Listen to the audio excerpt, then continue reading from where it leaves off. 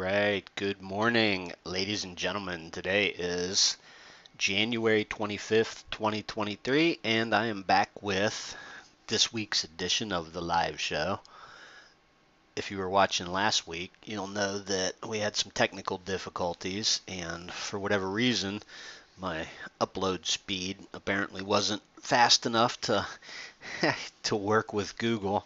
So the show had had a couple fits and starts, and then it just wouldn't work. So every now and then that happens, and everyone knows about technical difficulties. Speaking of which, yesterday's Open on the NYSE was a debacle, as you probably are aware. And I mean, a bunch of stocks like had these crazy, insane price movements right at the open, and so it's kind of destroyed the charts, to be honest with you. We'll look at a few of those, and I was wondering if stock charts was gonna fix the charts or do something to them or whatever. But as far as it goes now, I'm still seeing the crazy opens on the chart and the daily ranges. Speaking of which, let's see. AT&T was one. There you go. So, I mean, going forward, going forward, these charts are going to be kind of messed up because when you get a range like that, what it does is it tends to skew the chart and kind of flatten everything else around it, right? So you know how charts are. It's kind of like any anomaly like this is going to just really mess up the chart. Let's see, Walmart was another one. Yeah, look at that. So now, when you're looking at Walmart's chart, I mean, the idea is to kind of ignore that. But what was really weird is that some of them opened like way higher, and most of them, I think they all had this sort of crazy price move that was way above and also way below the current price action. Let's see, I think Shopify. Yeah, that was kind of a weird one. For whatever reason, this particular stock it got like double upgraded yesterday, and we looked at this a long time ago.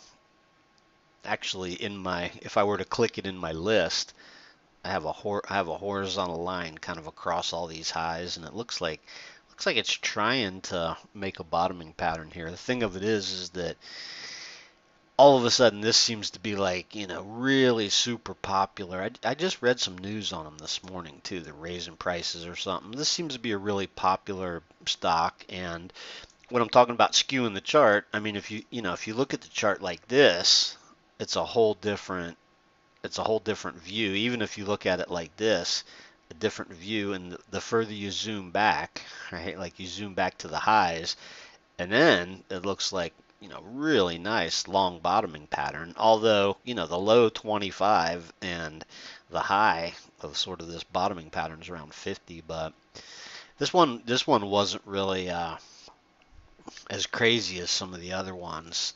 The one that really got me was ExxonMobil, and I think I read somewhere, I was reading an article about this. There was like 250 ticker symbols affected by this, and then somewhere else I saw like 80, but the market cap swings.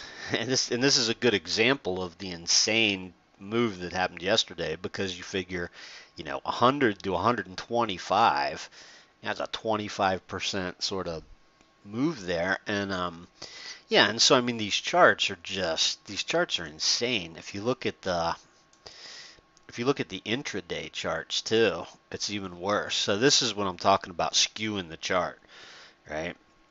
So it's like literally, with that price anomaly on the chart, it makes it very difficult to, I mean, it's like there's nothing going on when you zoom into a certain time frame. Let's see what that looks like on the weekly.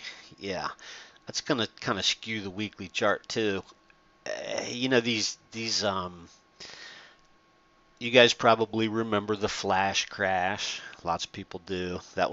That was insane. I forget what year that was, the flash crash, but this is the kind of thing that we've seen. Yeah, we've seen multiple times. We've seen other flash crashes since the big one, but so the question now is, what's the 52-week high on ExxonMobil, right? And from what I gather, and I didn't really pay that much attention to it, I didn't dig into it that deep, but from what I gather, there was actually trades that went off in these ranges, and I think the NYSE published a list of, certain ones that were going to get busted, as they call them, busted trades or whatever. But you also got to wonder, how many stop losses got taken out. Um, Whether if somebody was trading this stock and they had a stop loss down here below one of these recent lows or whatever, you got to wonder, you got to assume that it probably got triggered. And so I imagine unwinding all that, the brokers and everything's probably just a nightmare. So as long as we're on the weekly chart here, um, before we go back to the daily chart, just wanted to pull up the S&P here and take a look at it sort of. I'd redraw this trend line like every time I pull up the chart for a day. And so anyway, the weekly chart's kind of interesting. What I wanted to do was I got my little drawing thing up here. Let's see if I can draw a rectangle on this chart, because it stands out a little more on the weekly chart than the daily. But basically, the market's kind of in this really wide trading range here. And of course, everybody's getting excited because of this trend line break, but the thing of it is that there we go. The thing about the trend line break is that we've seen it before. We've seen the market poke above it, and just because it breaks that trend line by a little bit, I mean, obviously that's a start, but the interesting thing on the daily chart, let me see what this box looks like when I zoom into the daily chart. Yeah, interesting thing on the daily chart is, let's see if I can get that, these highs right here at 4,100. There we go. Yeah, there's two highs right there, right at 4,100. There we go.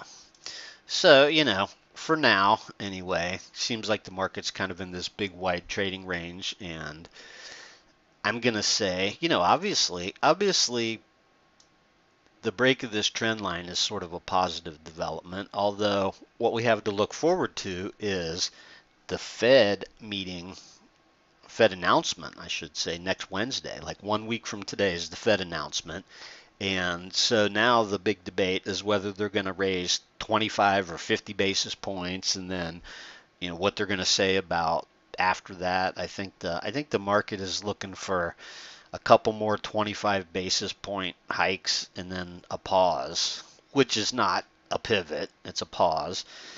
And if they happen to raise 50 basis points, well then maybe this whole market will get reversed.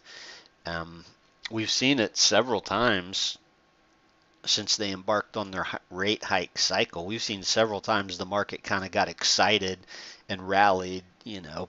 I mean, I can't count how many times last year they kept talking about a pivot, and all that. And so, it's all going to come down to like whether this current rally that's trying to break the trend line. And as you can see today, all the talks about Microsoft earnings, and of course last night after when they released the earnings, the market went up and everybody got all excited, and then they listened to the conference call and the story changed, right? And so everything's kind of on the fence right here. on the fence post. And so we've seen these pokes above the trend line before, and depending on how you draw the trend line, like if I change this to candlesticks and drew the trend line a little differently, it would look like a solid break. And then, people are pointing out that the Dow has already broken this trend line. And so anyway, it's hard to imagine the market really, getting a whole lot of strength here, because one thing is, the Fed doesn't want to see animal spirits reappear. The idea is that, and I honestly think that the Fed is, when they raise rates next week. Now I don't know if they're going to go 25 or 50, but they are, from what I've read, and I think right now they're in their what they call the blackout window. But from what I gather from all the incessant yammering by the Fed speakers, is that they're bound and determined to crush inflation, right? And they don't want to take it. They don't want to take a chance of easing up and having inflation reappear, because then they'll really have lost what little shred of credibility they have left. So my guess is they're going to remain hawkish, and of course they've basically said that they want to get to a certain terminal rate, which I guess is somewhere around 5% on the Fed funds rate. And then they've said multiple times they're going to hold it there all through this year. So barring any sort of a crisis, and you never know when a new crisis is going to come along, but they basically keep telling the market over and over that they're going to, get to their terminal rate, and then they're going to hold it there for the entire year, and then the market keeps kind of acting like it's calling their bluff. So everything's going to sort of hinge on the reaction to the Fed announcement next week. That's a huge big deal. So, market waffling around this trend line here. And as you recall, like this particular day, whenever this was, back here in December, it was the exact same thing. The market was rallying up and then, poked above that trend line. And that right there was, if I'm not mistaken, that reversal in that down cycle was a Fed announcement. It was the December, Powell telling it like it is. So it's going to be interesting to see what happens here. Obviously, if you're bullish and want the market to go back up, the thing is that just because that trend line gets broken, that doesn't mean that the market can't rally up here towards the top of this and still have another down cycle. So it just doesn't mean you're out of the woods. And like I said before, with the macro sort of backdrop, right? Companies laying off employees right and left, kind of a big deal. Higher interest rates, clear signs of deterioration in the economy. And the other big thing that you don't hear that much about, but occasionally, and I saw something about this yesterday, is basically like the money supply in the Fed's balance sheet. They're continuing to reduce their balance sheet and tightening up, and plus, to defeat inflation, the Fed is going to in my opinion, the last thing they want to see is, animal spirits. And the funny thing is that I guess investors are conditioned to think that the Fed is, says one thing and does something else, which, hey, you can't blame them for that. But let's look at the cues here. I wanted to zoom out, and I hadn't actually drawn I couldn't tell you the last time I drew a trend line on this. So yeah, cues are in a similar sort of spot. I mean, assuming that's the viable trend line you'd want to draw. The thing of it is, back over here, back earlier last year, you would draw the trend line like that and say, hey, the trend line got broke. We're going back to the highs, right? And so that just kind of goes to show you. Thing about trend lines, and I've seen this over and over the years, is that you kind of have to readjust them as you go, and just because a trend line breaks and gets retested doesn't mean anything. So I mean, obviously it's valuable, and I should probably put a 200-day moving average on here too, because that's another one that everybody watches, but that's a pretty clean trend line right there. And so the thing of it is, you get that trend line break doesn't necessarily mean that you're just going to continue straight in that direction. So, is this a failed breakout? Well, it remains to be seen. I mean, some time has to go by, and so to me, there's that Fed day back in December. Notice that big sort of gap. It was a huge gap higher there, right? And so, that's kind of on the S&P. It's right at 4,100. These highs match up, but on the Qs it's a little bit different. Let's look at the Dow, because what is it? INDU. Yeah, there we go. The good old Dow. Let me zoom out a little bit. Made a typo on there. Why is my charts acting kind of weird? The Dow is kind of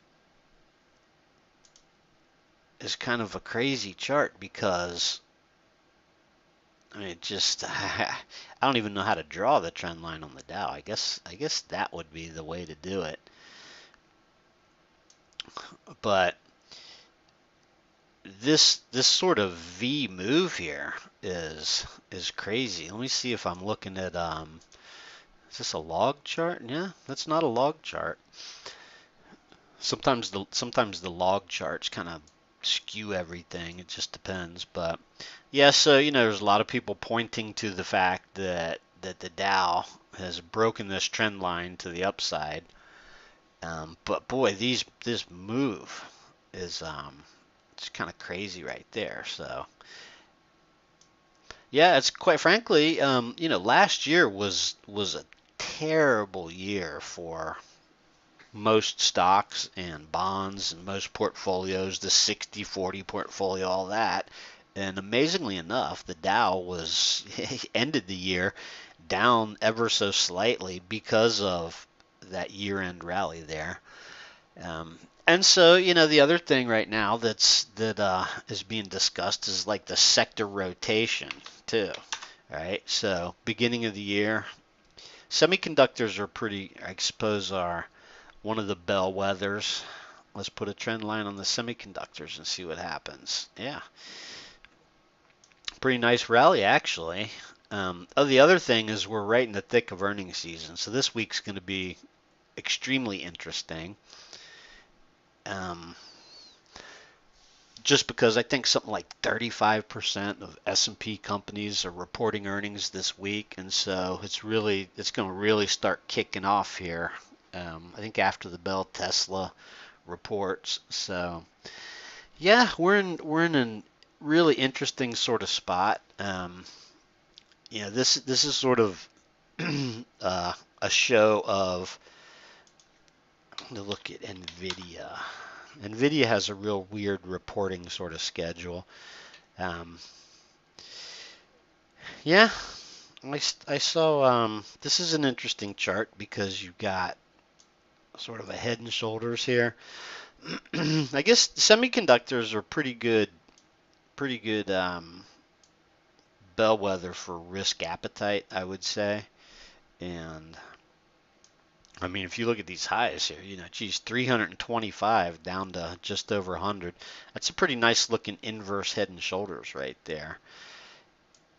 Thing of it is that once it gets to that right shoulder, it doesn't mean it's just going to bust out and just keep going, but probably worth watching. I kind of like the look of that. There's actually, let me go back to this.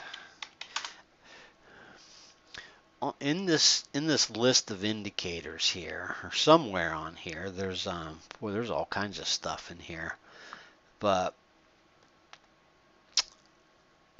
where is it is the question. Maybe it's oh, here we go. Oh, extended hours, earnings dates. Boom, that's what I was looking for. Yeah, this is a pretty handy. Actually, it's extremely handy. This is an extremely handy little thing in the stock charts here that basically shows you like when the earnings are going to come out. And so, we don't like to hold stocks over earnings, and so that's a great feature there because it just kind of gives you an indication. I don't know how accurate it is, and obviously earnings dates are kind of fluid, but that is let's see. Earnings on 2/22 after the market closes. Yeah. So something like this, it'll be interesting to see what it does into earnings. If this thing can break over this trend line decisively, and it's I'm gonna say what's that at about 190 something. If this can break decisively over here, and then of course the thing about this is that Nvidia has like every single earnings they like warn, and I think they've warned like a whole bunch of times, but yet the market still sees potential obviously here. So so if I leave that earnings thing on the chart, very handy. It's super cool. Oh, so let's see. Tesla is reporting after the bell tonight. So there you go. So it's got, I wanted to look at that too because I hadn't really been using this earnings announcement feature of these free stock stock charts. For like 10 years or more, I used what used to be called free stock charts, which was basically it was basically a version of like Worden's TC2000 that was free, and it was awesome. I loved that, and so it's taken me a while to sort of get the hang of these stock charts, ACP or whatever. And back when I started, I used to complain about how when I wanted to draw on the chart that the whole chart like got skewed on the screen because it would pop out from over on the side there. But anyway, this recent feature here where they've made these drawing tools in a little pop out window, that's kind of changed everything. So very, very cool. Yeah, let's look at Tesla here. Boy, that was a big sell down. I mean, just since the fall there. And Elon Musk is he's a pretty controversial figure these days, but it's going to be interesting to see how the market reacts. And anyway, I mean, this thing's really, really sold down from the highs. So what was the high there? A little bit. The high was a little bit over 400 and down to 100. That's a pretty big drawdown. And so, yeah, I mean, you got to go back to when I look at a chart like this, the first thing that comes to mind is, okay, when is the last time that we were back in this area? So, it's 2020. And it's kind of an interesting chart. I mean, but what it shows is that basically, a lot of new Tesla investors, people that bought Tesla anywhere since right there, since like towards the end of 2020, right? This is the last time it was like right in this area, $150, say. So you have a lot of buried investors there. It'll be interesting to see how it reacts to earnings tonight, because you've had this recent run up here, right? I mean, just a brutal sell down. Oh, and here's something else too, is of course, once again, we can draw the downward sloping trend line and say, well, the trend line got broken here, right? And so that's a positive development. The steeper the trend line, the less it really matters. And you got an upward sloping trend line there, so nothing, these trend lines don't make any sort of difference when the market reacts to earnings. So that's another thing about trend lines. Anyway, after this week, we're going to have, well, I guess not after this week, but after this week, we'll have a pretty good read on, how earnings are coming along, since, like I said, 35% of the S&P is reporting. And then, of course, 1 week from today, I'll do a show, and then there'll be the big Fed announcement, and that will sort of set the tone for everything. And so just like what I was getting at, my point here with this Tesla chart, right? You can draw the lines you want on the chart. You can put, support and resistance and all that, but it's all going to come down to how the stock reacts after earnings. And the other crazy thing that we're probably going to experience this earnings season, which I guarantee last night was a preview, is that these companies are going to release earnings, and then the headline numbers are going to say one thing, and then the forward guidance in the conference call is going to say is going to say something else. And so it's just kind of strange how that works. And so I think everybody's hip to that now, because Microsoft initially had a big pop after earnings, because sometimes the headline numbers may look good, and the other thing is that all these earnings estimates have been lowered, right? And so the analysts that come out, and it's always about, did they beat estimates, did they beat the estimates for earnings and revenue and all this and that. And got to keep in mind that we've been in a bear market now for a year, and so earnings estimates have been lowered, and so now it's easier to beat earnings estimates, right? So it's the same sort of thing. They'll come out with the headline numbers, but until they have the conference call and talk about forward guidance, which my guess is, with especially all these big tech companies laying off, it's insane how many layoffs have been announced. And not just at the tech companies, just all around. You search Google for layoffs or job cuts or whatever. That's crazy how these companies are cutting back. And so my guess is that forward guidance is not going to be all that stellar. And so you got to be careful. Got to be really careful about. And that's another reason that it doesn't make sense, especially right now. This earnings season, I don't think it makes sense to try and hold a swing trade, hold a stock over earnings, because you just never know. We're probably going to see some really big blow-ups on earnings, but and it's kind of like the whole Fed announcement thing, right? So it used to be, back in the old days, the Fed there'd be the Fed announcement of what they were doing with interest rates at 2 o'clock. And then, a release of their statement, and then everybody would parse that out. Now you have that, and then, 30 minutes later, Powell comes on and does a Q&A, and so it's the same sort of thing. It's like a company releasing earnings and then listening to the conference call with the Fed statement, depending on what it is that Powell says. So, maybe they hike 25 basis points, but he says something that shocks the market. So anyway, it's the same sort of thing. Right now, market overall is just basically in no man's land here. Go back to my S&P chart, and could be in no man's land for a while, right?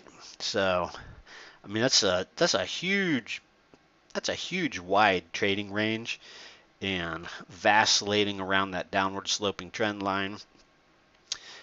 You may not remember this, but way back over here, I think it was in May. I think it was right here, but I'm not positive, that, the market started falling at the beginning of 2022, and there was some pretty, rough patches and some bounces. But CNBC did one of their like markets in turmoil specials when the S&P was at like 4146 or something. It was over 4100. I do remember that. So it was higher than this box, right? If I extend that box out, I just want to see what it looks like if I extend this out, because it's always interesting, because I kind of think that the top of this box here, like right up here at 4100, I think seems to be sort of major overhead resistance here. And so I wanted to see how it coincided with, other levels on this chart. But it's kind of interesting that was kind of a panic capitulation low day there. So, and it kind of coincides with that. And I mean, that was way back in, February of last year. So that was, almost a year ago. Um, yeah, so there you go. If you look at that box, I would say that, since like basically since the market fell down into it last May, the majority of the trading has been inside of, that range right there.